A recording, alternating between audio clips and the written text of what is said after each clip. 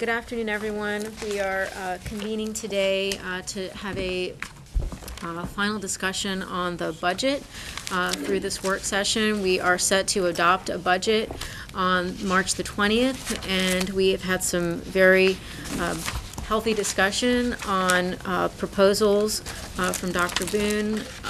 So we would like to go ahead and continue our discussion today, and then hopefully come together on the proposal and what that would look like on the 20th.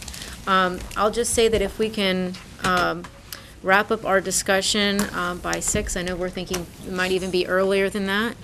We do plan to convene back to a closed session to wrap up what we were discussing earlier, which was a mid-year evaluation of the superintendent. So without any other items for consideration, we'll turn it over to Dr. Boone. Thank you. Good afternoon, Dr. Gabriel, members of the board, ladies and gentlemen. When we were last together and had as Dr. Gabriel said, a very robust discussion of the budget, I left with what seemed to be consensus to work to identify funds within the budget that would allow us to begin phase-in of additional reading and/or math specialists. We also heard there was conversation around music and visual arts, and I said I think I can handle that without having to add a position. And my belief on that remains the same today. And then we also had the public hearing where we heard comments from the public relative to the budget. So what I wanted to do today is tell you all we went back into the budget, did some more scrubbing of the budget, and can identify about $350,000 that will allow us to do a couple things that I'm proposing to the board. Would allow us to begin phase-in of additional reading and math specialists, 3 or 4 of those, and 1 ESL teacher. We went back and looked at our numbers, and we have experienced for the last several years it's been a slow increase. This year we had seen an uptick, and so we certainly agree with that assessment that there's probably a need for additional ESL. So that's my recommendation as it relates to the board's request and what I took away as the assignment from last week. Certainly Ms. Ingram is Tower here and can provide any additional information, but that's what I wanted to bring to the board today. So are there any areas from the original items that you had proposed with this budget supports that are being cut based on this new funding for those positions? There are no additional reduction. There's one change. We had included in the budget an increase in the hourly rate for part-time teachers to go from roughly $22.84 per hour to $25 per hour. Mm-hmm. That we would defer. Doesn't do anything with the general pay and comp study. Does not touch that at all. That stays in place. We would be deferring the part-time teacher compensation change. Again, those are not full-time FTEs. And we also did a little bit of work within the transportation budget too, to tighten up some dollars there, and so that's how we accomplished it. Mm-hmm. Questions? Ms. Basine, Ms. Campson? So last time we talked about a pool of resources which may include reading, math specialists, could be additional supports for special education or gifted education. Is that being addressed, or is this specifically going to allow the phase-in of reading and math specialists only? In the recommendation, in the discussion about a pool, we looked at that as a senior leadership team and had discussions, Ms. Chavis had discussions with principals to see where we would need to go. As I indicated last week, I'm not prepared to ask for additional gifted resource teachers at this point in the budget cycle. You know, we do have a review that's coming forward, and we can look at what recommendations are there and which of those recommendations we adopt. The pool of funds, again, it could be a pool. It could be about, you know, where there are gaps and deficits and what's needed. One of the things we will be working to provide to the board also in the coming weeks is just a clear description of all of the resources that are each school currently. Because our Title I schools, some of the schools actually have an additional Title I teacher, which is a non-classroom dedicated position that provides instructional support. Some schools have additional specialists because of that. So again, I guess I'm bringing forward the 350 with an option of moving it, of looking at specialists and ESL, or to use it in another direction if that's what the board desires. Okay, all right, thank you. And I had a second question. So for the 350, that includes 3 or 4 math or reading specialists and the ESL teacher? Yes, we can get roughly 5 positions out of that. 5 positions out of the 350, Yes. okay. Sorry, Ms. Basine, go ahead. And the second question is related. I had sent an email about this, about the grant writer. And so previously we, you know, just as a refresh for the whole board, last year we had included in the budget an individual that would be part-time clerk and grant writer. And then this year we talked about supporting a full-time clerk. However, I guess I want to know what your thoughts are about how we consider or think about a grant writer position that could pay for itself. At this time, the part-time money is still there. It's still there. Okay. That's still in the proposed budget, but it does not reflect an increase to a full-time Okay, so a part-time grant writer is included? Yes. Okay. in the original. We Okay. didn't have that. I must not have seen that. Okay. All right, thank you. Ms. Campson? First, a real quick question for Dr. Boone. Was the reading person assigned to get Suburban Park, is that person a reading specialist? Because on this list, it has that person listed as an interventionist. I don't know what list you're referencing, so I wouldn't, The list that went to principals at the beginning of the year with the list of I who was don't gonna have be that their before me. Okay, thank you. So, What is that? so it looks like in your proposal, rather than phasing in over a 2-year period, we'll be phasing in full-time reading and math specialists in all of our schools over a 3-year period? No, it's still 2 years, because if we put 3 or 4 in this year, there was, the request was, what we presented to the board, is that we needed, 12 positions, so yes, it'll probably be over 3 years. And then again, looking at what our actual needs are by school and any other requests that may happen.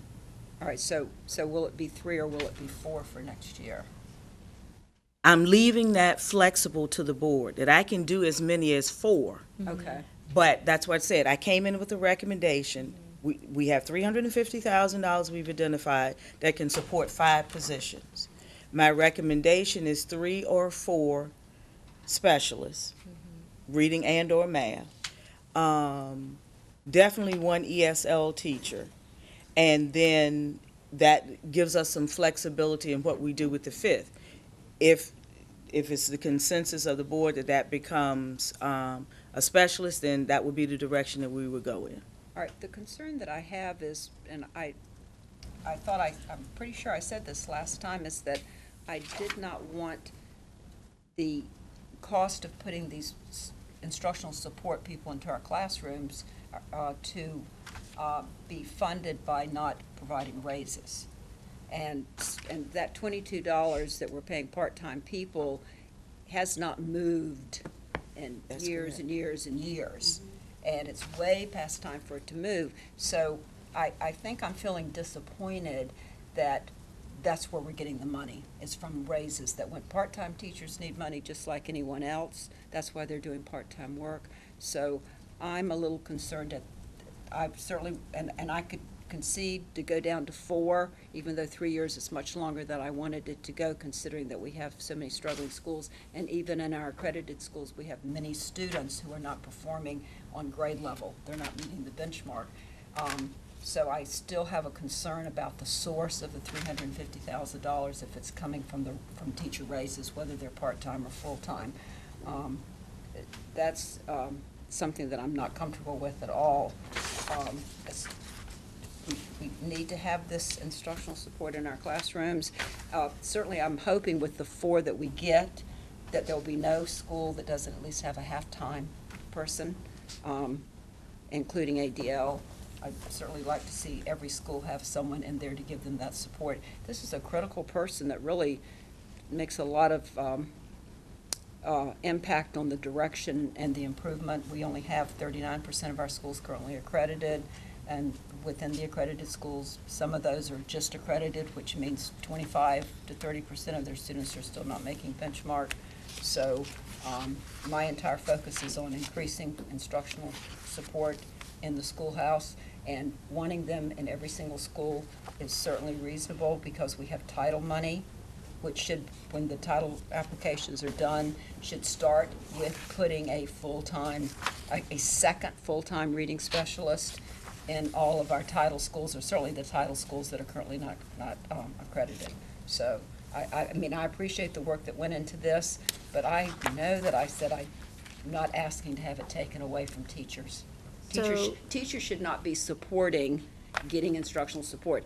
As I said last week, or whenever it was, that it should not be us choosing between raises for teachers and providing instructional support for teachers and students in the classroom. I'm not in favor of anything that has teachers. Teachers are already spending their own money for things. Teachers should not be paying to get instructional support. So let me ask you this then. Are you comfortable with having 4 math and reading specialists and then the 1 ESL? Okay. So, all right. Not having it paid for by teacher raises. Okay, I understand the other part, but for right now, your comfort level is okay with having the 4. Barely. But Okay. I know, understand I'm there's with tight you. money, Okay. but Okay. the place to go is not teacher raises. Okay. And Christine, did you have your hand up? Well, that was part of the question, so it was answered. I just wanted to understand the offset again, but For the first time in many years, we were trying to raise the part-time teacher salary. The pay and comp study addressed only full-time positions in the district across all employee groups, and that's what we were working toward, and so certainly didn't go into that. I would characterize it differently as not anything taken away. We haven't reduced salaries, we just aren't increasing it at that point. Additionally, what we did maintain in with those increases is when a teacher assistant ends up substituting for a teacher that day because they have to leave or something, we've increased that hourly, that amount for those folks, because again, they are right there on the line, and we are supporting, currently it's $7 differential. For teacher assistants? Mhm. It's $9.31. We didn't already have that? We only had, Weren't we already increasing their pay if we put a para into a we classroom were as a sub? only at $7, and now the change is moving it to, Because gonna I pull up the know figures. when we did that, there was a salary adjustment for that day. Okay. All right, we can look into that. We'll look into that. Ms. Basine? Dr. Boone, so last time we talked about, when we were in this discussion around reading and math specialists, we talked about restoring, the 12 positions that number came from the reductions that took place 2 years ago, correct? the 12 actually came from our assessment of where we have half-time positions. Currently, It was not a one-for-one link for what we reduced. what we reduced. Okay, so based on the academic data, though, what is your assessment about what our needs are in regards to reading and math specialists? It may not be one-to-one, but some of our schools may need greater supports. Some may need, as you said last week, there are other tools that are being used in the school building. So I'd like to hear from you about ideally what the needs actually are so that we can plan accordingly, whether it's in the phase-in process or, as we go forward today and next year. Similar response to what I said last week on that is that I certainly see a value for the specialists. And I indicated I had also met with elementary principals following that week before, the day after the board meeting, and talked about the value of specialists. And, but I also am concerned about a one-size-fits-all model. Right. And so that's why when we went back to examine, and as I stated previously, we have schools that have multiple supports in their buildings. Right. For example, they may have a district-provided reading and or math specialist. They may have a Title I person, so that's a second person.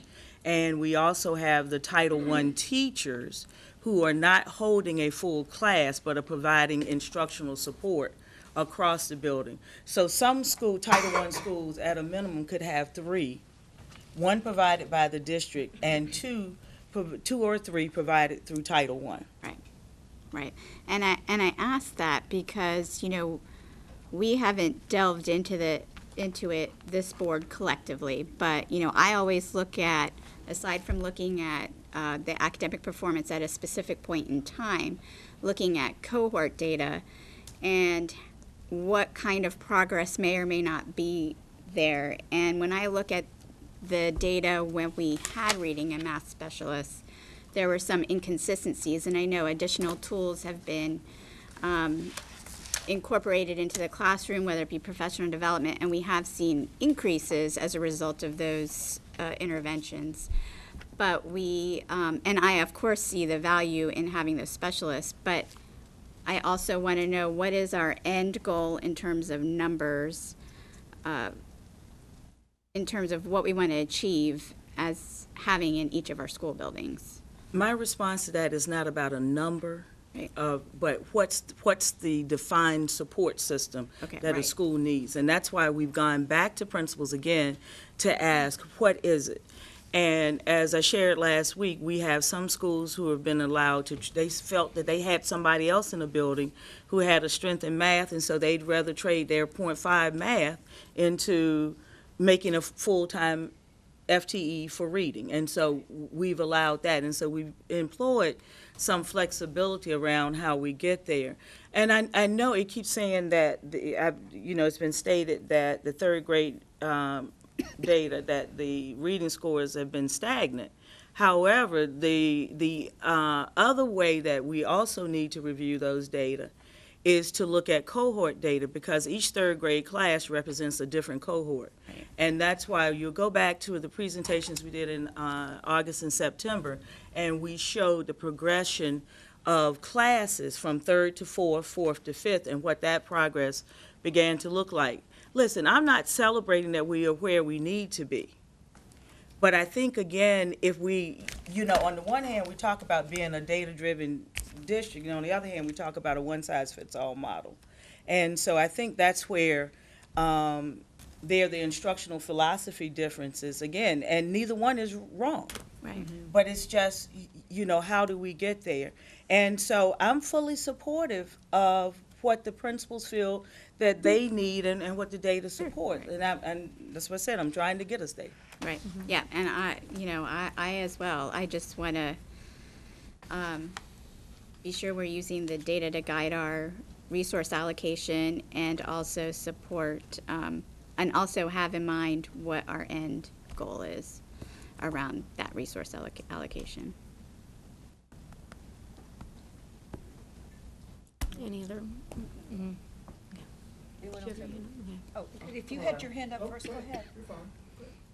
All right, once again, if you're giving a a principal a choice between math and reading, I mean, why should they have to choose? Because do we have any schools that are at 100% in either of those places? They are not choosing. What we're asking them to say, when you look at your building, we're going to give them what they feel that they need. But there are some principals say, I have a strength somewhere else. I'm covered in that area. And yes, I'm not going to call a principal out, but I had that direct conversation with the principal who said, I have someone who's very strong in math, and I think that that's my support. It's a non-classroom position.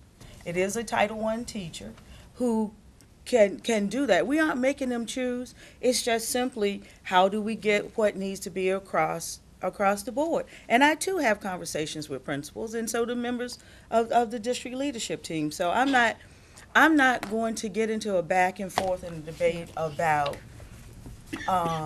whose philosophy is correct. Okay.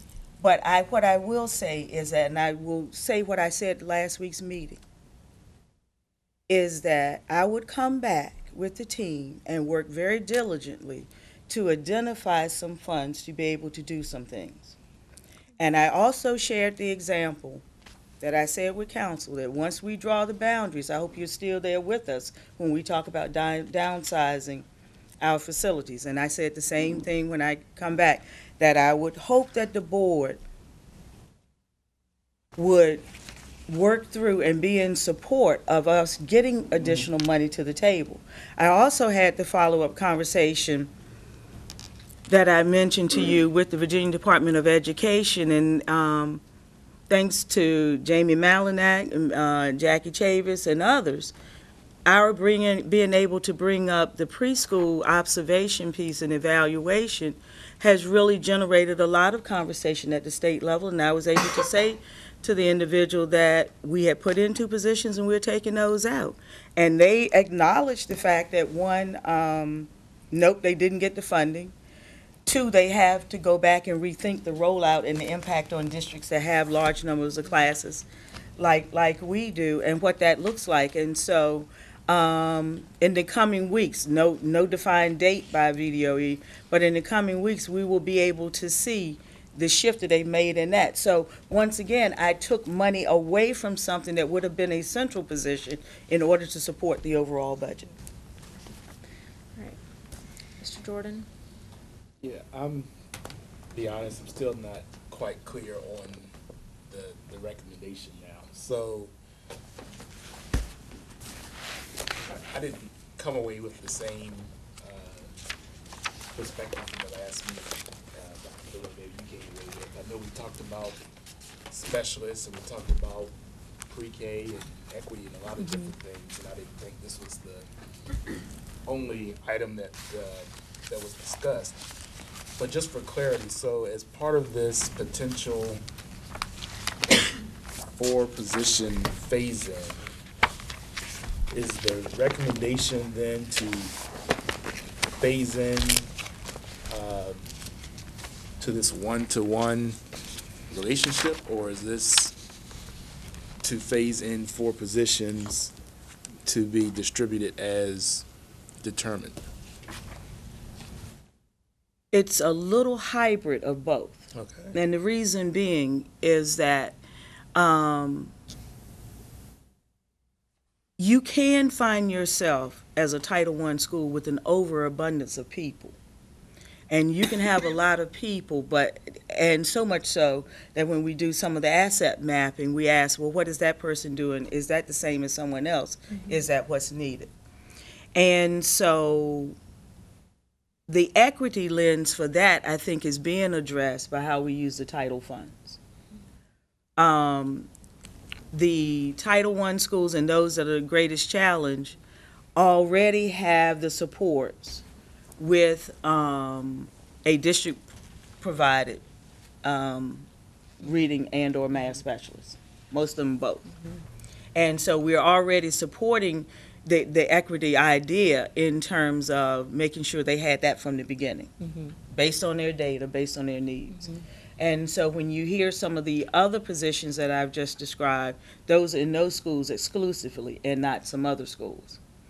And so my goal is to address the needs of those principals who have half-time positions and have said, the one thing that would make a difference for me would be that full-time reading. So that's the goal that, again, in the conversations we're trying to move back to.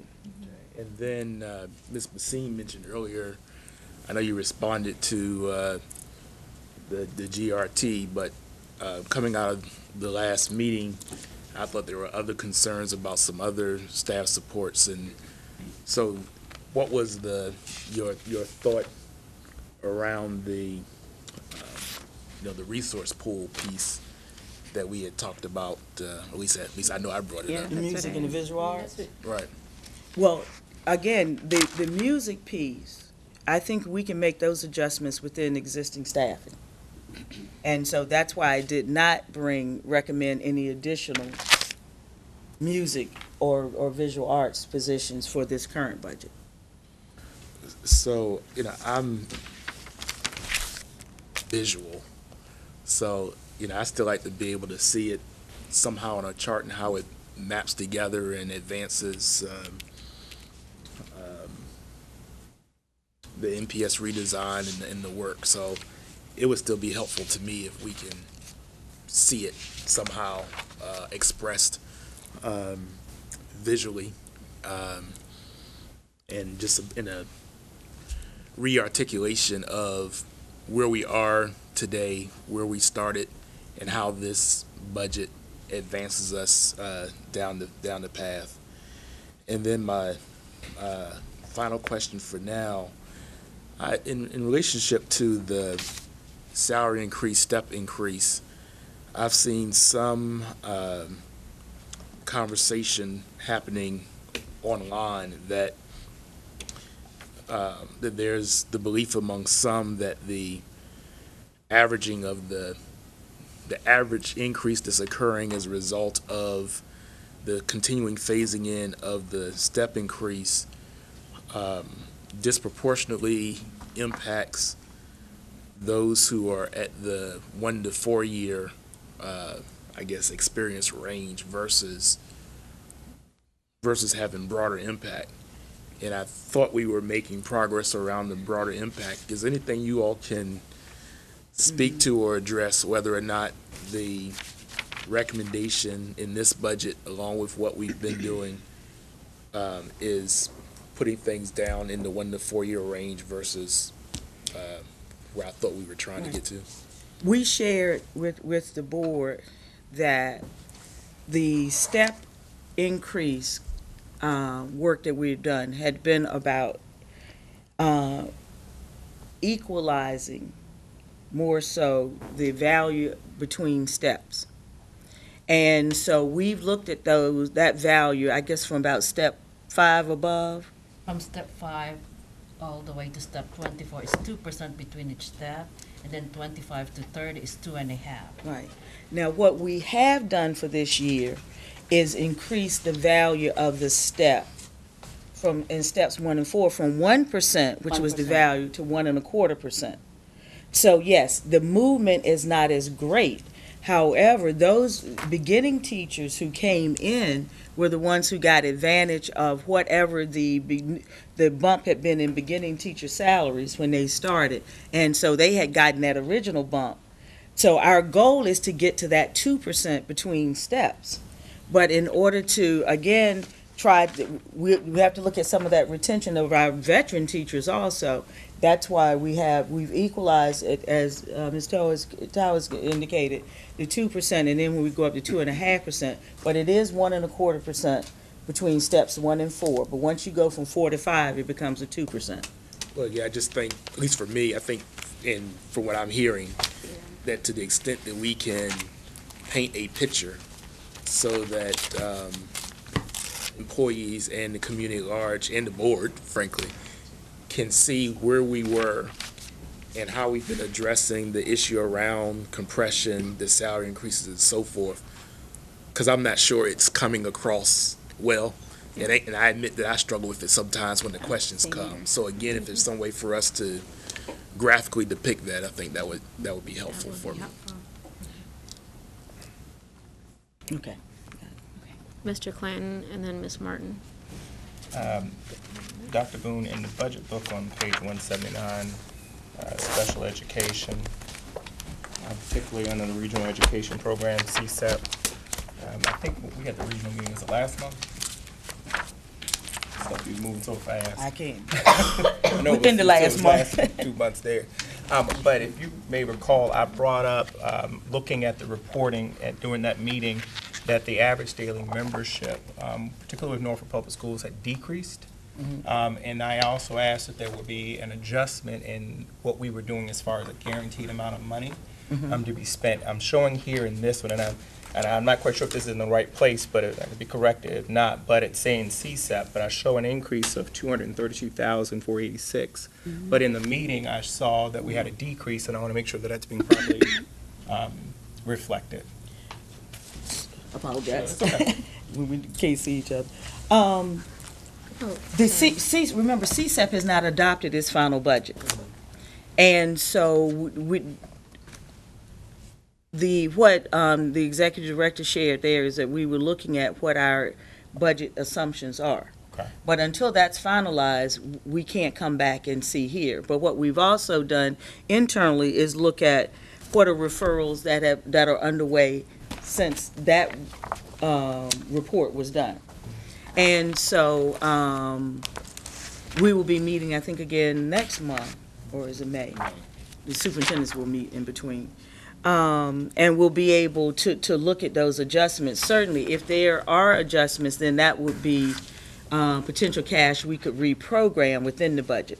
But until CSEP adopts its budget, we don't know that.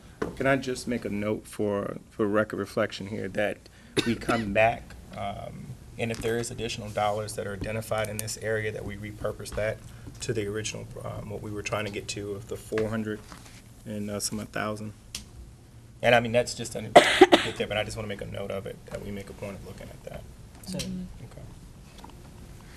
Ms. Martin? Mine was just elaborating on Mr. Jordan's concerns about the steps, and I had been thinking a lot about if we could get, like he said, a graph depiction of you know, maybe where, like a plot graph or something that has their length of employment and their movement through this step to help us figure out like where people were started and where they're placed now, even knowing that it changed. Yeah. What we can do is provide the graph comparison between the scale that was in existence in 15-16 before we started with the 17-18 budget based on the pay and compensation study. What that will show is that step one reflected 4 years, a 4-year period of time. Step two reflected another 4-year period of time, years 5 through 9. And then after that, the steps became 1 for 1. But we can certainly provide, that's already in the consultant's report. And then we can show you, we've already, produced this previously, what the new step and lane piece looks like, what we've done to that, and the value of that. And that movement, we can certainly provide that to the board. Okay, I'd appreciate that, and also just in any way that it could help me and understand when some, because I know you said there's some issues with trying to figure out where they even started on the STEP program, and at the beginning it's not 1 for 1. It is not 1 for 1, and what we found out when we trying to go back, it's virtually impossible, and would take us probably $50 million to try to figure out, $25 to $50 million to move everybody. We cannot undo the assumptions of how a person was placed on the step when they were first employed in 1990. They accepted a job at that step. Whatever the business model and principles were at that time, we have to accept. What we've been attempting to do is eliminate that compression, but those 8 steps that were pushed into 2. And then continue folks moving forward. And we've put some money into the steps as part of some of that makeup. And so that's what we did in the first 2 years of what we were trying to accomplish. But there will always be those who feel they aren't on the correct step. And there's very little that we can do about that. There's no way that we can go back and correct all of that. Because if a person came to us from another district, depending upon when they were hired, were they given 1-for-1 credit? Were they given 1-for-2 credit? We just don't know. That level of records isn't available to us. And so the idea is how do we move forward? And that's why we were trying to put some of the money into those folks that were steps 5 and above, who landed on steps 5 and above, because those were some of the ones that hadn't seen any movement. We also will provide the board, again, I may have provided, but if not, we'll provide it, the summary of what it has looked like over time, which years that there were step increases provided, which years there were no steps, no cost of living or anything, and so we do have that in chart form. We will provide that to the board also. Thank you. Mr. Plant and then Ms. Bassini. Dr. Boone, on page 171, instructional support program 131. There's just a couple things that kind of jumped out to me, and if I can just get some clarity around it. I noticed that under the line item technology hourly, I guess this particular budget year we added 24,000. We're maintaining that again this year. So I guess these are like part-time support. I'm looking at this for the hourly technology. Yes, those are part-time. Part-time, okay. The other item was substitutes daily, and I noticed of course I wasn't here for this one here, but actual 2018 was 6,533. This particular budget year we're at 46,000, though we're flat for what's being proposed in 2020. There was such a significant jump there. I'm just trying to figure out what the strategy was Yeah, around that. Department of Instruction's Academic Services, they need that money to hire subs when they do curriculum writing. Okay. And maybe in 2018, they did not need to revise the curriculum, but they kept the budget this year and for next year as well in case they have to do that. Perfect, thank you. Because, there are some SOLs that are gone through revisions, and Revision now we have to change, do the curriculum update. Definitely.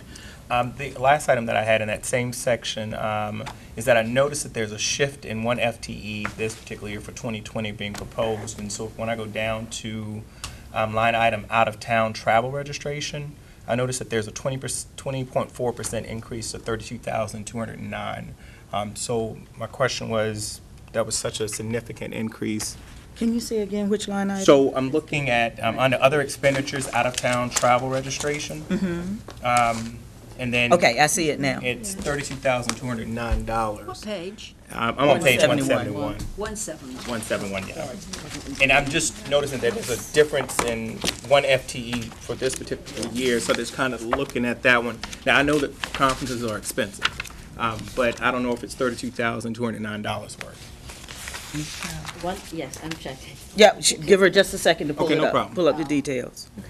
And keep in mind, the 131, there's a bunch of departments, so Bunch of it's a departments in there. compilation. So it's a- Yes. Got it. So, but I can give you a breakdown. So this may even be just an increase across the entire group. Okay. Across all of All of A them. academic. department could Okay. request 1,000 more, and then some departments like 3, and stuff. It's a lot of departments under 131. Okay, great. Thank you for that clarity. 29%. Ms. Bassini. So to get back at, just to recap some thoughts from last week and this week, so that getting back to the resource pool piece, I guess I'm stuck. So in your conversations with principals, the reading and math specialists has really been the focus. But for me, when I look at the data and, special education stands out. And so we talked last week about whether we needed additional supports in that area. I know you've added 8 teacher assistants. That's correct. To support special education, but we also talked about last week if there were any needs related to an inclusion specialist. We have some resources, and as I said, we're committed. As a matter of fact, I've already started looking at 2 different entities I'm considering to come in and do the special ed review. Okay. And so, very similar to the gifted, I'm not at a point where I want to just put in resources without some external visibility into how we're currently using our resources. Okay. Thank you. Ms. Smith. Dr. Boone, when was the last time the non-FTE part-time employees had a raise? pre-me. 25 years. Ever. Yeah, Ms. Ingram and Ms. Tower saying several years. Okay. Way more than 7. And No, we said several. And I have no idea. I have a comment. We have to be careful when trying to identify resources for offset for personnel, because when it comes to personnel, it's not a one-for-one offset, because they come with other indirect expenses that go along with their pay that the school system has to absorb when it comes to payroll, just as an example, and benefits that you're not going to see just sitting in something like registration. But when they determine that, they have to take all of that into consideration. So it has to be able to sustain not just the current salary, but the increases that are going to take place from putting these into effect. I just want to say that. Lost my train of thought. It was something you said that was triggered. Maybe it'll come back to me. Okay. Oh, if you want to go ahead, I can wait. I can wait if you have some things you want. Okay. Go ahead. Well, just a question back on really on the operations side. Can you just remind me again, so I know the funds that we received for, capital improvement, it deals with the capital improvement budget. But on the operations and maintenance, so can you remind me in this budget book how funds we received that deal with maintenance and other items dealing with facilities, how and if this is reflected in this budget? So, for example, we always deal with the different school needs. We know we've had this ongoing investment that we've been making at Maury High School and some of the other high schools that have great needs. Is that reflected in here, or is that reflected in the capital improvement budget? A little bit of both. Some of the routine operational maintenance is included in the operating budget. So if anything were to what's happening at Maury, whenever we go out now and do repairs, that's in the operating budget. Okay. We also have the deferred maintenance, which is what the city has given us, which is the additional $3 million, where we do those major renovations or chiller replacements and boilers and roof replacements. That's in the CIP budget. What we will have for you today is just a total bottom line, but we're in the process of developing what those projects will be for 2020. And the entire listing of projects will be presented to the board later once we actually get the appropriation. But we are working on that piece right now. So what can you guesstimate what we spent on maintenance at Maury last year and what we're projected to spend on maintenance at Maury this year in this budget? I can't guesstimate, but I can get the information for you. We maintain that information. It's probably at least about $1 million a year, I think. Well, I saw some figure. I know we've done $1 million or a couple million over the last several years. And is there a, No, that's an operation. I think at one point there may have been, do we have a per facility list that shows what we're spending in that area by school? Yes, we could get that information out of the school due system and facilities, and I could have them to pull by school what the maintenance has been. Yeah, and I just raised that for a couple reasons. One, just to have a better understanding with the operations and maintenance, what we are funding in this proposed budget and what we would address, and what we still have outstanding to address. Because the operation and maintenance here is the day-to-day when, Yes. Yeah. So when there's a problem, we address it. It's not that we haven't really been able to do a lot of preventative because the Right. funding is not there. Right. So, temperatures, the boilers, the leaking roofs, those are the day-to-day things that we're struggling to maintain Right. with what's in the operating budget. Right, but if in the operating budget, if we are finding that there's based upon the data that 4 or 5 facilities may be drawing significant amount of the resources. I mean, that's just something just like to get a feel for. Okay. We'll get that. Dr. Boone, you had to remember. I and did then remember. I'll go. I want to go back to the pay and comp piece when something Ms. Smith said triggered it. Favorite topic. Yeah. Also want to remind the board that while this year, for the first year, the state is committed to putting some money into raises, or pay and compensation, because it may not be a raise, pay and compensation. Remember that the state is capping the credit that it gives us for any increases for SOQ funded positions at 3% for the current year, and capping their amount coming to us at 2% for next year. So I had this conversation recently with a state legislator, and they were excited, you know, schools getting money 5%. I said, you all didn't read the details. Because, again, so when we have an average of 3.1% increase in our budget, for all of those positions that are counted under the SOQ budget, we will only get 2% of that increase. So the other 1.1, we're bearing the cost as a community. Yeah.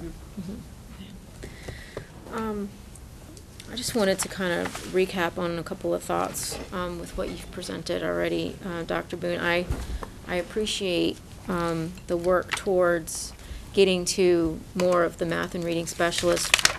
I mean, I think that all of our building leaders can identify supports that they need in their building, and I don't think that one particular person, whether it's an interventionist, a Title I specialist, a math or reading specialist, is going to be the silver bullet that brings achievement up in the building. I think it's everybody working together under the same direction, realizing who has what talents. But I think that with our school division, with the data that we do have, having a full-time math and reading specialist in our buildings is something that we should strive for baseline, and then adding the extra layers to provide the equitable support to the schools that need it most should be the second, should be equally as important there. So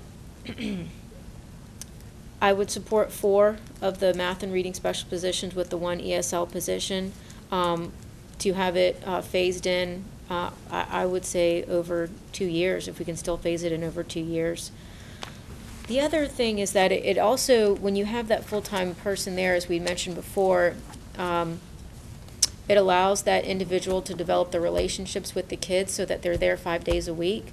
And it decreases their thoughts of perhaps considering another position outside of the division where they would be at one school permanently. And so it's twofold. It's retaining good folks that we have in the division, and it's also providing that stability. You know, I advocated for the extra visual arts and music person. I still advocate for that. If the entire board is not, you know, doesn't want to, support that idea, I will support the will of the board. But I still think that we need those extra positions, again, to kind of go back to having that person in the building 5 days a week, and then decreasing the burnout that an individual might have from going from school to school to school for the projects that they're trying to set up. If we go forward with this plan, the board has to understand that if you were to come back to us next week, there are not any other options on the table right now with how you could fund the math and reading specialist and the ESL person other than the part-time position, the pay. I can go back and do some more. What is I think one of the things we can't lose sight of is what we had and where we were when we had 36,000 students versus where we are now with about 30,000. And, you know, one of the things that is equally important in my perspective as a superintendent is managing class sizes. Yes. And so I want to make sure that we are staffing at a level also where we make sure that we're dealing, keeping those class sizes manageable. On the support side, I understand there's a belief system sometimes in communities and boards that support is not needed. But if we don't have the system, the internal infrastructure to be able to support the school building operations and everything that goes along with that, from instructional support, payroll, facilities, technology, purchasing, whatever it is, then we just trade off frustrations with the principals. And so as superintendent, I have to look at the entire system and what it takes to operate. We're probably 8th or 9th largest employer in the city. In the region. In the region, okay. And yet, and so it takes a level of infrastructure to be able to support where we are. And we have tightened a great deal on the infrastructure. We've also created a lot of efficiencies.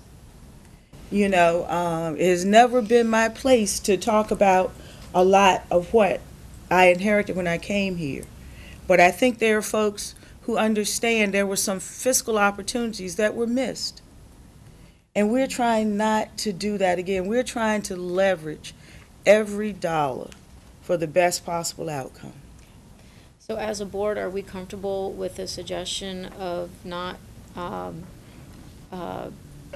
adding the pay raises to the part-time employees in exchange for the positions? No. No. I'm not in favor Is- of increasing the instructional support at the expense of giving the part-time non-FTEs a raise. Yeah, same here. Ms. Campson?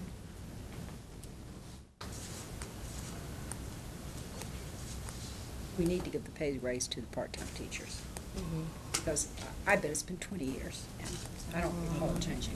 However, I just think that there are other places. I know, I'm sure everyone's noticed, at meetings when we do the personnel docket, that I have been unhappy with the addition of more people or the restoration. I mean, this is, math and reading specialists is a restoration thing. It's not new positions. They're positions we're trying to restore back. And have voted against either new people coming in to restore or be a new position and the level of salary they've been paid. And the reason I've been doing that all year, and it's been 5 months, the first 2 I mentioned it during the meeting, and during the closed session, and then the last 3 months I have brought it up each month. And the reason I had that concern was because I knew we would get to this point in the budget, and that we put in quite a few positions, whether they were new or restoration positions or split positions. They were still positions that were coming in at quite high salaries. And so here we sit now, and we don't have enough to increase instructional support in the classroom without impacting teacher salaries, and it should never come from teacher salaries. Nothing we do should have to be paid for by teachers. That's what happened with the compression. First, they almost eliminated steps for principals, and when they bled the principals dry, they moved on to the teachers. And so the people that were doing all the work in the schoolhouse were the ones that were bearing the burden of cuts. And so certainly I'm not in favor of that. We definitely are way overdue with increasing part-time pay, not only because part-time teachers deserve it, but also because we need them to still keep coming, and they reach the point where it's just not worth it. We raised the summer school pay quite a few years ago to $25 because we couldn't get anyone to teach in summer school. because it just isn't enough money.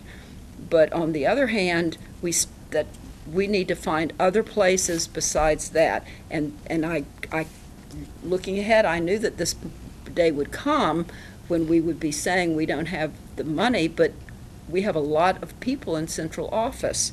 And not saying that every job that's being done in central office is needed, absolutely. But so is additional support in the schoolhouse and additional pay for our teachers. And we're at the point we have to pick and choose. And as important and as needed as the jobs are in central office, I think that that's where we need to start looking. I mean, going to look at a raise for part-time teachers would have never been where I would have started. I mean, I appreciate the fact that we have a tight budget, and the superintendent, I really appreciate that she was looking for something to do here for this. I just think I would have started somewhere else, and I know I'm not trying to say anything less than it's very hard for her, what she's having to do with such limited money, and I know she's really having to look very hard, and I really appreciate that Dr. Boone did that and came back with this. I'm just concerned, as I said when we brought this up, that we should not use teachers to pay for it. There needs to be a different place to go. It's a bitter pill, taking a drop to 4, but on the other hand, I'm very pleased and very grateful to Dr. Boone for trying to find a way to do it. But we need more support in our schools. We need more support in our schools. And so that's not where I would have gone to get more support in schools. I would not have gone to teachers because teachers have been paying too much already. All right, so Dr. Boone, do you think you could? Like some additional input? Thoughts?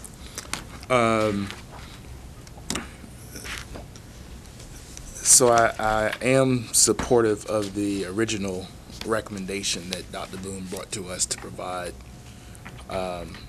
support for the part-time staff. That I'm struggling with the kind of the process, and kind of going back what I was saying earlier. I think that we collectively suffer from not seeing where we were and where we are, both in terms of enrollments, budgets, cuts, and everything. I think our tendency is to focus in this one-year snapshot, and I think it kind of skews us down paths of anecdotes that we have versus the restructuring we've been trying to do over the last few years. I support the specialist addition. There's a whole lot of other additions I would also support, or think we need. But I try to balance those things with what I think we superintended to do, and try to find the balance between our goals as a board and what the superintendent recommends to us and what we finally present to council from a board's perspective. And I think that, I'm still not really clear on our collective goals as a board for this budget. I do think that there's some clarity around trying to provide as much support back to the classroom as possible. But I do worry when, as board members, we start stipulating what that is for a variety of reasons. So I would be interested in hearing some other options around the 350K. I respect Ms. Campson's position that she has raised repeatedly around central office, but there's been, all kinds of challenges that we've had, as Dr. Boone just kind of alluded to earlier, digging out of some past holes and structural imbalances. I was at a meeting today talking to someone, and he asked me again if we ever got the $1.5 million in title funds back, and I was trying to explain that to that person. I think we're in a good spot. I like to see it better if we can, but I don't want to see us return back to the structural imbalances that we had, and kind of walk down a path where 7 board members are kind of doing line item adjustments to the budget. So I don't know where we get collectively, but I am supportive of trying to see if there are other options beyond cutting the part-time salary. Okay. So the short answer to that, yes, they are. Yes. There are options. Okay. Oh, I know there are options. There are And always I options. will exercise those. No, I'm just saying. They will be exercised. Well, you have to bring them back to us. I don't know how everybody else feels about this, but we did propose some cuts to our own board's budget with professional development and the meals. So, Dr. Boone, I'm fully supportive if you want to examine our budget and look at that. The what? Yeah, Budget's not going I to guess support for it. me, I'm just trying to. That's not where you get that. That's not, what it- yeah. Yeah, I'm trying to Please, get clarity so- around as to what exactly is in the amount of money again. Just, I wanted to hear again, that you're proposing, where are we taking it from? A portion of the money reflects what would have been the increase from $22.84 per hour to $25 per hour for part-time teachers. The other portion of the money comes through some additional work. We went back into the transportation budget and were able to scrub and find some additional dollars. So that's how that emerged. So, do we know what those specific figures, I know you say portion here, portion there, do we know what that looks Yes, like? the 240,000 is the part-time teacher increase, and then 110 from transportation. Okay, thank you.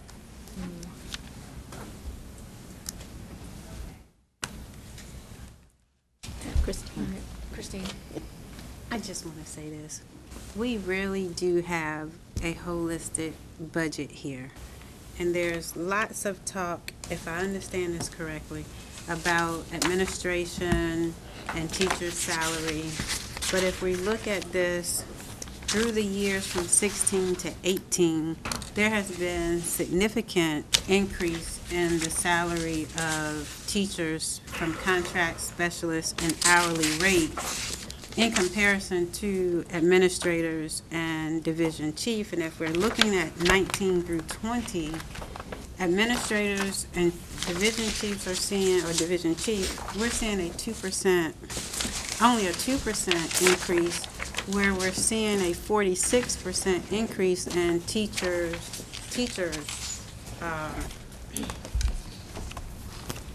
salaries and all of that. Yeah, but, the way that I think about that, Ms. Smith, is teachers are making a certain amount of money, so like 50,000, and then when you get to administrator level, that level of salary is different. It is. Much higher. And so I would tolerate less of a salary increase for the administrators at the expense of our teachers to make sure that they're getting it. So that's where I would say I'm comfortable with that. To say So am I. And what I am saying is, we're not increasing their salary the way we may be led to believe that theirs is increasing. They're taking cuts in this, what am I trying to say? They're not increasing theirs significantly. They are putting the money back into the schoolhouse. This budget as a whole is putting the money into the schoolhouse in terms of making them whole, or righting, I don't want to say the wrongs, Dr. Boone, but The past history. writing the past history. If you look at here, there is a clear progression in there. Are we 100% there yet? No, we're not 100% there, but the efforts that are being made are darn good. I don't disagree with that. And they're not, What page they're you not on? And I don't think- 171. They're not overloading themselves at the expense of the schoolhouse. 171. No, but I think the conversation that we're trying to narrow ourselves down to is we want to support specialists. Definitely. We want to support the specialists. We want to get at least 5 positions at this point in time. Our objective is to not take it out of the part-time salary increase, the part-time pay for those folks. And so then we asked Dr. Boone, is there a way that you can find that money elsewhere? That's really what it comes down to. That's what I'm hearing right now from you all.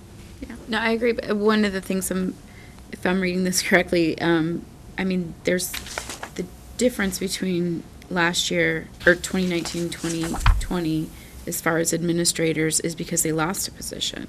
Right. But So it's not as if they're not getting. But we also increased teacher positions. Yes, but then when you Can y'all tell me what page you're on? 171. 171. Oh, I'm on 160. We increased two, teachers contracts and teacher specialists, those increased. Last year? No, in Well, the- No, there's in the there's 19 two to the 20s. positions. But I think we. Well, that's instructional support, that's one particular. I think honestly, Classroom when is we all come back to the asset 165. mapping, which I'm really looking forward to, Yeah, that's what I feel think like that's I'm gonna missing. provide a lot of information. I think that's gonna get Mr. Jordan also to your question about how are we using, how Dr. Boone is showing the board how we are using the resources, human and capital resources, in order to move the needle forward for academic achievement. I think that will give all of us a better understanding because, right now, we don't have a clear understanding, having, a title specialist and interventionist, the reading and math specialist, I mean, all of that's great. Then that asset mapping can kind of bring it all together to say how these individuals are moving the needle, and then you layer that on top of when the accountability plan goes into effect, how are they moving the needle to the targets that are set year after year. So- I was just saying, but also, were we in a, when you look at these numbers, the background, I would ask, well, were we in a teacher deficit and then hired these, you know what I'm saying, like, to give some more context to that. So were we? We are, where this division is not near to the levels that it was back in 2000, pre-2009. We've had declining More enrollment, though. Right. With more students. We've had declining With more enrollment. students, Yeah, but so we having have to make gone that through clear. a deficit, having, I mean, we still have challenges within the division. Some might say even more than we had back at that time. And so the need is still there. Yeah. I was just going to say the declining enrollment is an important and significant piece to really understanding those numbers. So, come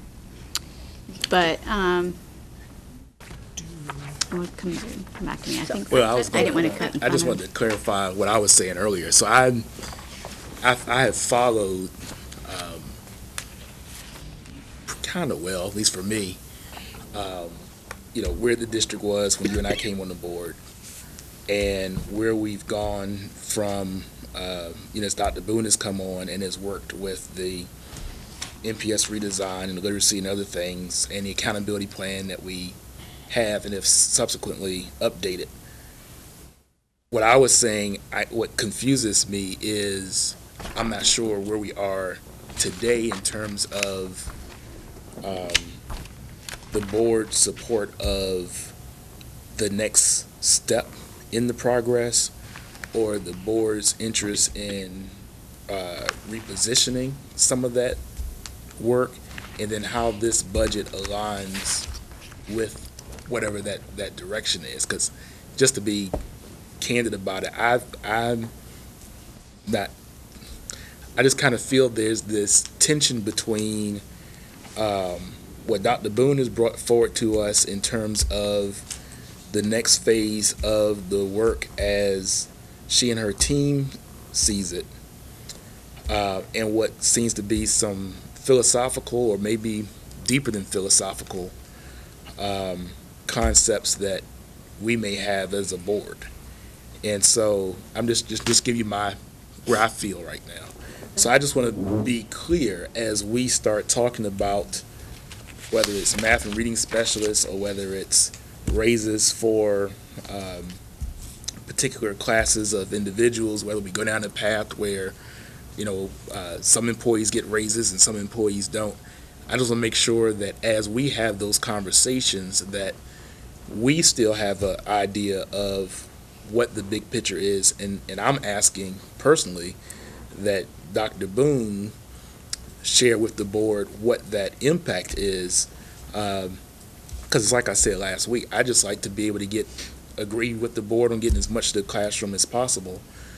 But I don't want to unintentionally tie the administration's hand or unintentionally disrupt work that may be in progress, even if you look at it in a small snapshot we may not see. I don't see that happening by adding 4. I'm not, Okay. it's just my I mean, it's my so view. minute, but go ahead, Ms. It is- Campson, and then Ms. Respectfully, Basine. Dr. Gabriel, is not minute. We're talking about almost $500,000 Yeah. adjustment. I will remind the board that we had to do $1.1 million adjustment last week because the final adopted General Assembly budget didn't come in to match the governor's proposed. So we've made some additional reductions in the budget. So it's, just respectfully, it's not a small amount of money. Ms. Campson? I think we all appreciate all the hard work the superintendent's done, and certainly that's a major part of her role is to present a budget to the board. But there's a reason the budget's presented to the board. We don't just go, okay? We do get to have input into it. And I think all of us, I know I did back in the fall, when I gave her my priorities for what I would like to see, which was a classroom focus, so that she had that information as she went in. And so when she comes to us with her budget, which is a ton of work in a very limited budget money time now. However, our role, as I see it, is not to just say, okay. Our role is to look and see if it goes with what we are focusing on, which everyone seems to be saying. Everyone's in support of giving as much support as possible to classroom instruction. So I think that that's part of our role, But Mr. and I'm Jordan. not is suggesting that it's not. that our role is to look at it and ask for, how this goes or what could we do to move this way. And the superintendent, as she has been doing, is taking a lot of time and trying to make adjustments for what the things that we're asking for. And I'm certainly appreciative of that. I'm glad it's not me that has to do it. Even though I'm asking for it, I do understand how much work this is for her and her staff, but I still think that that's part of our role. Otherwise, why is there a school board if it isn't our role why does this come to us for approval? We just shoot it My off intent the- is to get the "my" to a "we."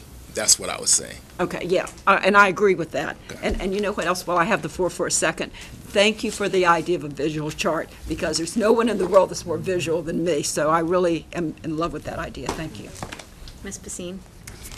To piggyback on what Mr. Jordan said too, Dr. Boone mentioned earlier that she is close to identifying getting a special education audit underway. We have a gifted education audit already underway with recommendations to come forward.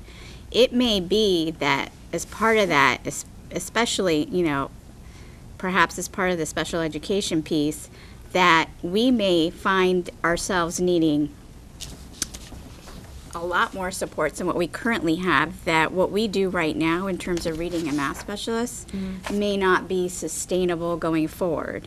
So that's something else to think about, that as we plan, and not rubber stamping, because I think if we were rubber stamping, we would have been done February 27th, but, what's that? I think we have to, if there's a recommendation that but- comes through from the special education audit, Dr. Boone vets it and says, this is how I want to adjust it, then we. We'll address that. And you know what? We can also go to the city and we can say to them, this is what we have, present it to us, this is what we're going to try to use to move the needle forward for our special education students, our gifted students. Can you, in good faith, see if you can find us a infusion of funds and see if we can't take care of that? There's nothing against doing that. But Well, we have then, to plan for but it. with that If I may, Dr. Gabriel, with that mindset, there's- we could go forward and do that right now. There's nothing right? wrong with asking, but let me tell you the potential pitfall in that. The city approved a 10-cent tax increase for this fiscal year, 2.7 cents of that dedicated to Norfolk Public Schools, which raised our base by $5 million to finally get us out of that structural imbalance. They have supported what we've been able to do with our pay and comp study. From experience as a superintendent, I'm just saying, I exercise caution when you do that, because had there not been the tax increase, I think we had a great deal more leverage to be able to say, but we need more. Right. I have to be honest as superintendent to say, I think that's a very slippery slope, given the recent tax increase. Well, okay, Mr. Clanton. We have to look inside. I mean, I agree. We can't go back to the city. I mean, we came up with a revenue sharing agreement, and I just think we need to be good stewards of what we have in here. We have to go back and look at what we have. I would also comment in the respect that, you know, even when I just looked at here, what Ms. CAMPSEN saying about the budget, it's our responsibility to go through here. And if it means going line by line to ask questions to gain clarity, then we need to do that. I mean, I sit on the CSEP board, so I know what I heard about a reduction in the average daily attendance, which we pay for seats, whether or not those students are there or not. To me, that's a waste. And so if we can correct it here and identify additional dollars that can go back into our operating budget, then so be it. But I do have a question on 195, because it's just kind of an anomaly for me that jumped out.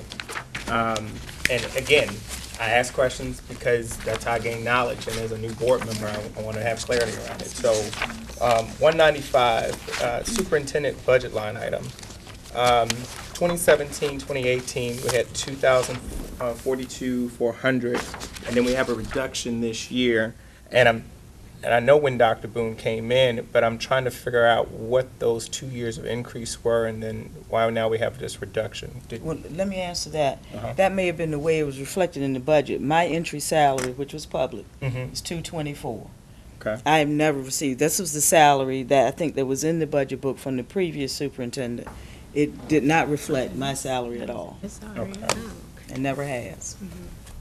It may be a typo, it may be a transpose of the numbers, because my salary was $224 when I started with the district. Yeah, I noticed that actual numbers when I first got on the board, when I saw from last year, it was kind of an anomaly sitting in there. But if we could, you said what? You said 224? That's correct. I think it to be 228. And this is just salary, it's not like supplies or anything else like that? No, that's my salary. Okay. Very publicly recognized Yeah. and presented. I don't understand how it All right, dropped to 228. are there any other comments or questions with regards to the budget? That's right. Dr. Boone, I do thank you for all the work that you've done on the budget. I know this hasn't this is a difficult process for everyone to work through, and I know that you have looked through all the areas as far as trying to be responsive to what the board has asked. So I think the takeaways from tonight are that if we can look at other places, as you mentioned, other than the part-time salary increase for the teachers, that would be the objective going forward to preserve the 5 positions. May I ask an additional question? Is it, you can ask the additional question, but is it about what I had just mentioned here? It's about the budget. The budget? All right, go ahead. I mean, Yeah. okay. We said we would go line by line if we needed to. Pre-K. So I know we had, can you just remind me where we are in terms of the pre-K slots we would have available in the budget as it stands now? I'll look, in just a minute, I'll ask Ms. Malinak to help me with the actual numbers. We are still scheduled to lose 2 VPI classrooms based on kindergarten enrollment. Those go away. As we presented last week, the final adopted General Assembly budget, which is not reflected in this document we presented to you all on the 27th of February, there's money in there that allows us to continue some portion of the VPI plus classrooms with a $340,000 local match piece to it in order to get $800,000. And so what I said last week, we're going to have to assess the total cost of those classrooms, whereas the VPI Plus classroom took care of everything, materials, supplies, equipment, field trips, etc. We have to do the cost estimating on that piece and factor all of that in, because the money that the state has given us is pretty much salaries. And so in order to balance out, we may not be able to do a 9-classroom replication with the new money. It may be some number of classes lower than that.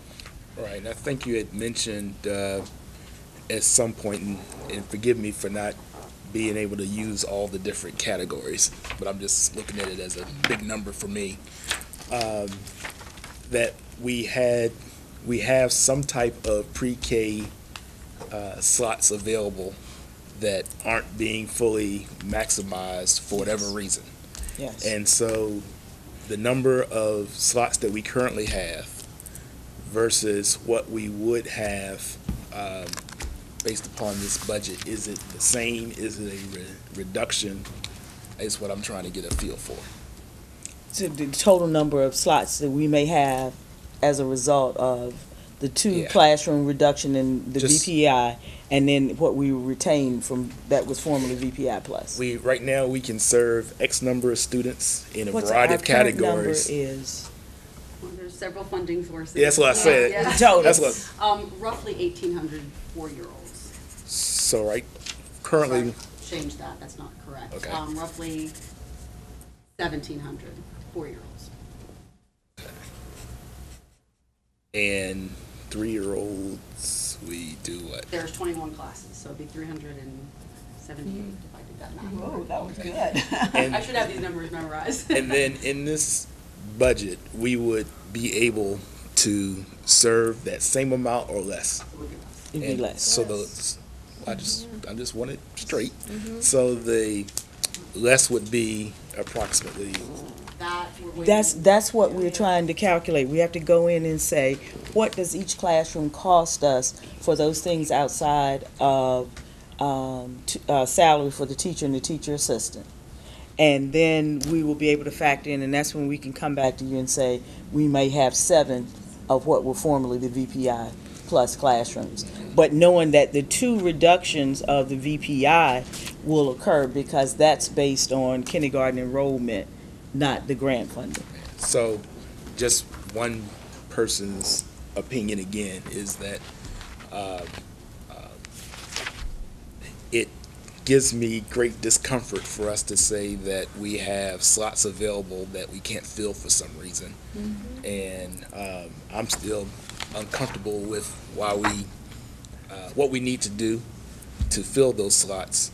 And I, would lean on if there's something that needs to be supported to help fill the slots, that we have a strategy for that before we reduce the slots. So I don't know if I use that language well or not. But so I agree with you, but 2 classrooms are being reduced whether we have a strategy or not. Yeah, I understand. And so any other reduction of classes is based about the total number of dollars. We haven't gone in strategically or surgically and said we're eliminating slots.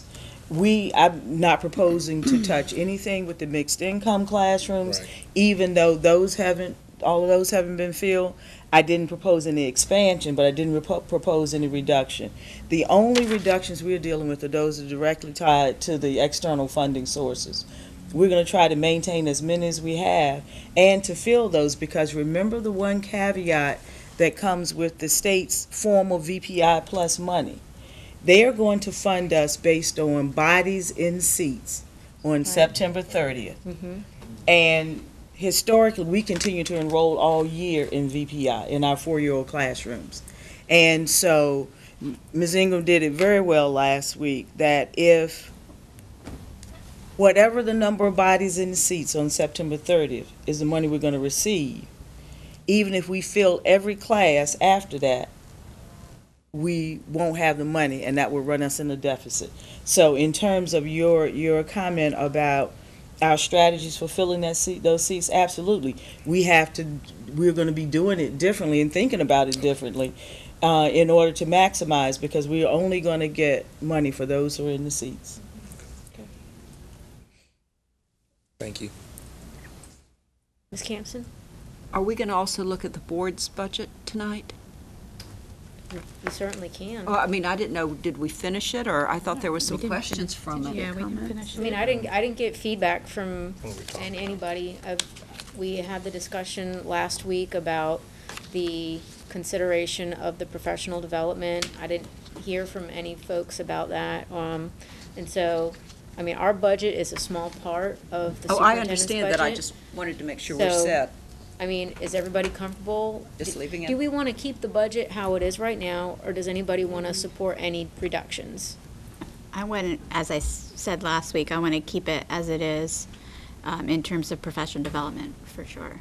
I'll support that for this year. I know I was the one that thought it was too high, Yeah. but I'll support Okay. Tanya on that this year. Okay. This year. Right. So to be clear, I have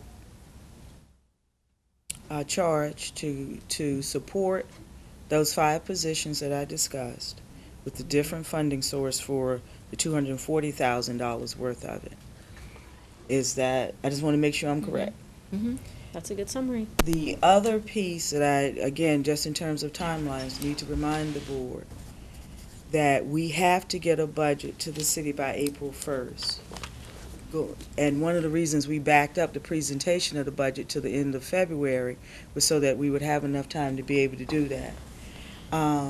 We won't meet that deadline if we don't have a budget adopted next week. Yep, I agree. Yep. So we have to Because be prepared. then the formatting and everything that has to go in terms of what we have to submit to the budget requires a lot of time to accomplish that. The document that you received on the 27th reflected our earlier information. We've now had changed information from the final adopted General Assembly budget. So we will certainly work as hard as we can to get things in your hands no later than Monday, so you can vet those. But I did want to remind the board of the timelines and time constraints we're under. And as I said, this year, we had made a commitment to the previous board to try to back it up one more week, and we did. And so we presented at the end of February with the goal of. Just quickly, when you do that, if you could provide some quantifiable options instead of just this, you know, if possible. Respectfully, Ms. Martin, at this point, I'll try. Okay. So a point of clarification, so the 110,000 for transportation, what, can you elaborate a little more about how that might impact? We went back and looked at some anticipated savings, and because we had done some things in one area, would that create some savings in some other line items? So we didn't pull any services. No service. No Okay. services. All right, That's why I use the term, we went back in and scrubbed the Okay. transportation budget. Okay, just want to be sure services aren't impacted.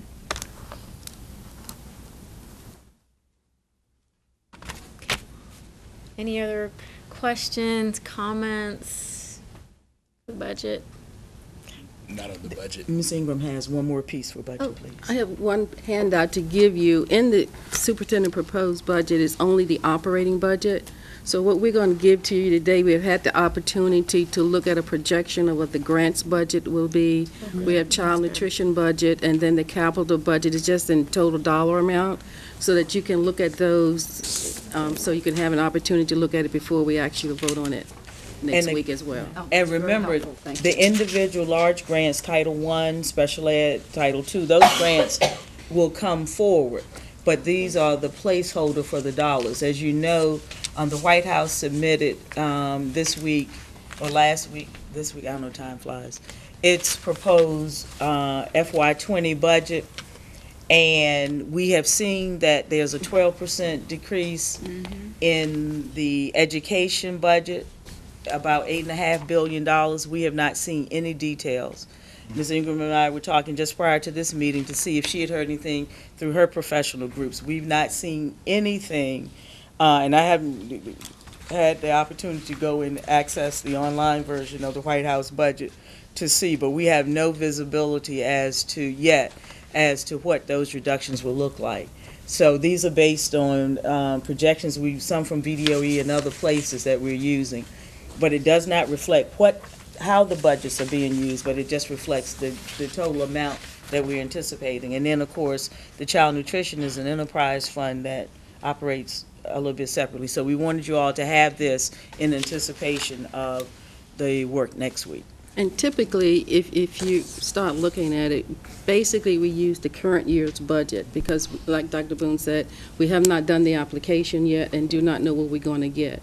So typically we will roll forward the current year grants budget for a estimate for next year. And then as it come in, we will be adjusting it. So, yeah, I had, so I'm looking on the last page, and I know Mr. Jordan had brought this up about the CIP, 6 CIPs. What's the 6 stand for? That's the fund. That's just a fund. That's Oh, for us. okay. That's a fund Gotcha. code, All right, yes. cool, cool. So we voted for this first year, make Lake Taylor Lake Taylor Middle School K through 3, right? No, 3-8. 3-8. The other way around, 3-8, and we add the other half. So for the funds that, I know because I saw on the screen that we were using, there was a kind of a block number, I guess, for improvements. Is that included in this? What we will do with that is we have several CIP projects open Okay. that we have not spent all the funds for this current? for this current year, and that some projects are on hold, like, for instance, the Popular Halls. If we're going to be closing Popular Halls, those CIP funds that were designated for Popular Halls, we would then create the project to do whatever we need to do at the Lake Taylor Middle School site. So that's when I had talked So- about converting those funds to Over. utilize for this. Right. Right. So going back to the question about Maury, and I guess even going back to, I guess, Maury there. So this $3 million that I see that's budgeted here for building improvements, that's for district-wide, right? Those are those, like you said, chillers. Chillers. That's pretty much our major repair budget. What's going on right now. And so it would be fair to say that there's nothing specifically designated for like a Maury High School or That's Not Not in currently, this. no.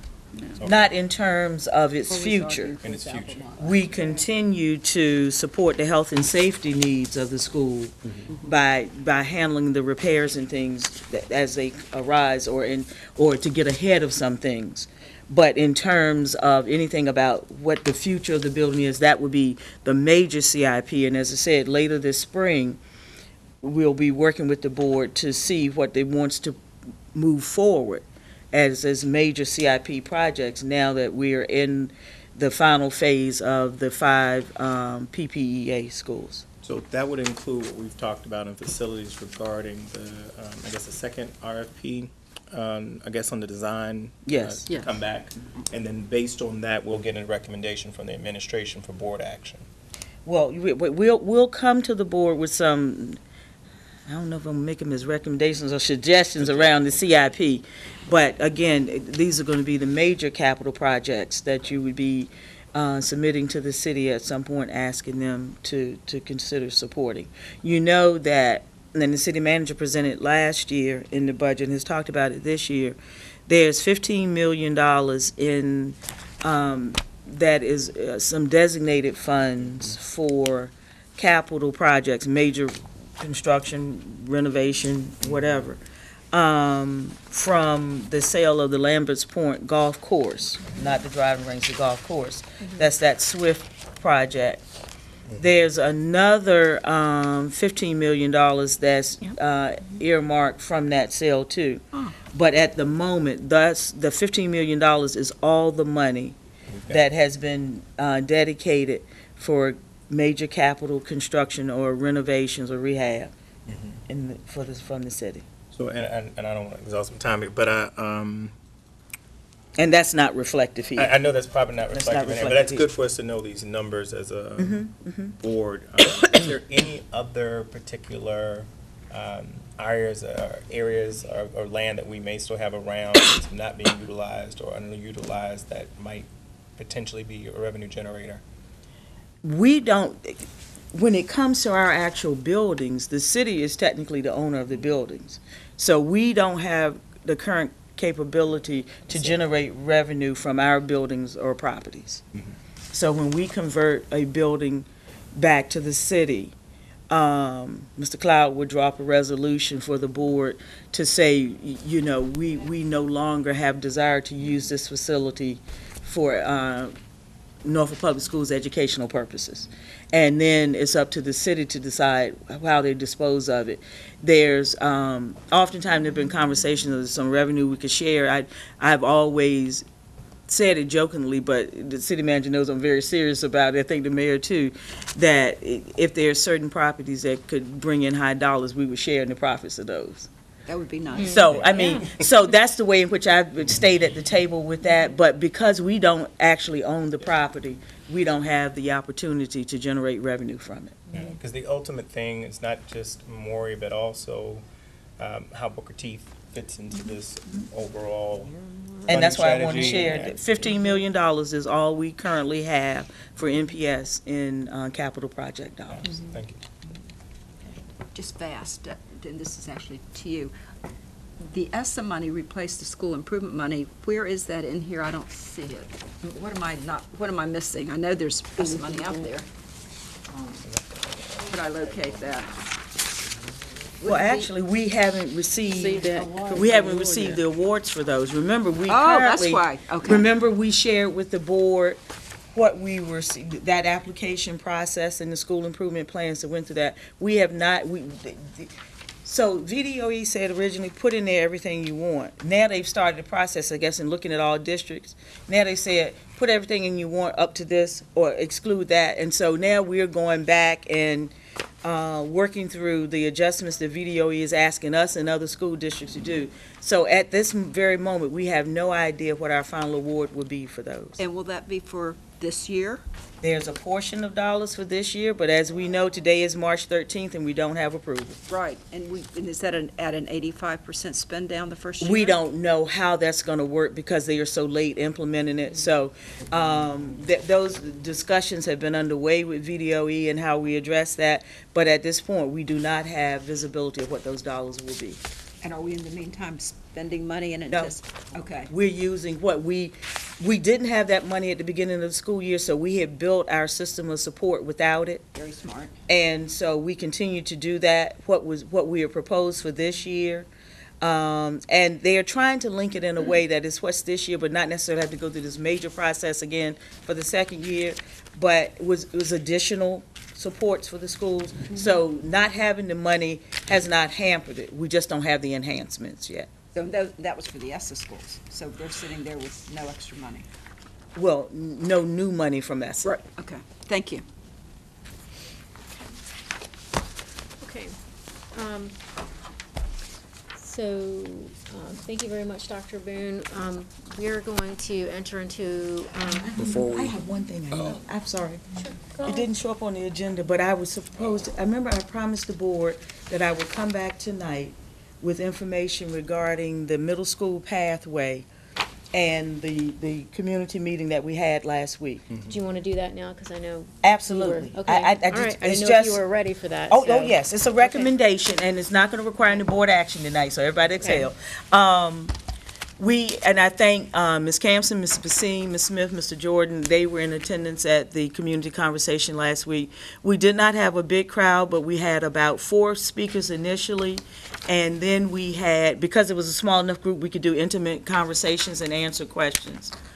One of the things we heard very clearly was that they felt that the parents at the schools needed additional time to understand the pathway work and all of that. And so that makes a great deal of sense. We came back to our team and looked at, what are some parameters around that, and we think we can make this happen. My recommendation or statement to the board tonight is that we defer on any action on the middle school pathway until April 3rd. That would give us a chance, and we normally don't do big actions, I know, at work sessions. But that would give us a chance to do additional conversations with parents at schools that are impacted, and then have a discussion and perhaps a recommendation at that time. Okay. Would that give you enough time? then? Yes. Oh, okay, because that was we were concerned that That's you right. would need enough time. And so that's what we're going to say. When we came back to the team, we said absolutely exactly what needs to happen.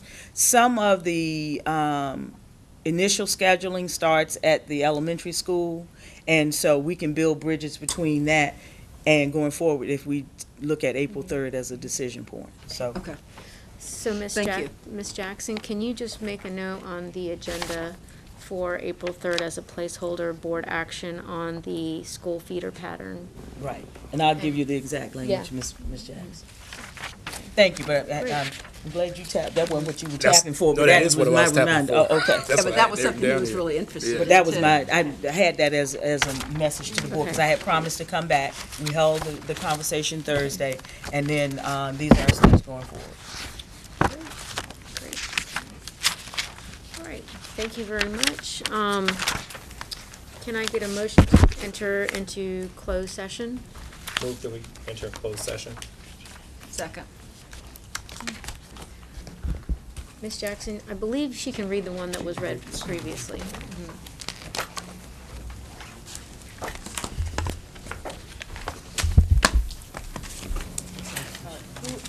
sorry, the motion was Mr. Clinton, Yes. and second by Ms. Campson?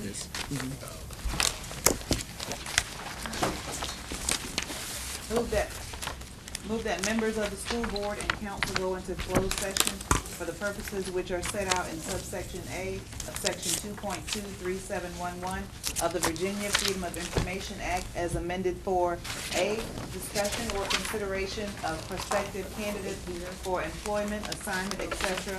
Oh, of okay. state You have officers like he said, the help, yeah. or employees of the Norfolk Public Schools pursuant to subsection 1 of the above cited code section. The subject of this section of the motion concerns the board's performance evaluation of the superintendent.